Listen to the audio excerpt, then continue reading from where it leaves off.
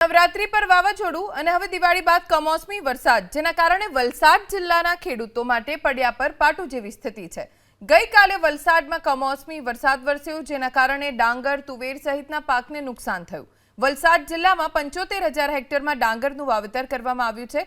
માવઠાના કારણે પાક ધોવાઈ ગયો। ડાંગરનો તૈયાર પાક ધોવાઈ જતા ખેડૂતોની સ્થિતિ કફોડી બની ગઈ છે। દિવાળી પહેલા વાવાઝોડું આવ્યું અને ત્યાર પછી આ પાછો કમોસમી વરસાદ એટલે ખેડૂતની હાલ પરિસ્થિતિ પ્રમાણે દિવાળી બગડી જ ગઈ।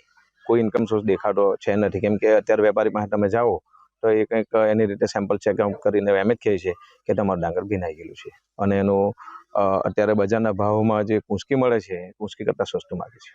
સાહેબ, એક પ્રાઇમરી સ્ટેજ પાસેથી કે ગામડા લેવલે કોઈ તલાટી કમ મંત્રી કે કોઈ તમારા કોઈ અધિકારી દ્વારા જે સર્વે કરવામાં આવે અને વ્યવસ્થિત સર્વે કરીને જે કંઈ વળતર નક્કી સરકાર કરે એવી ખેડૂતો અપેક્ષા રાખે છે। મારે 12 થી 13 વીઘા ભાત રોપાયેલું હતું, એમાં થોડુંક આપ્યું ને થોડું ઘણું અંદર જ રહી ગયું છે।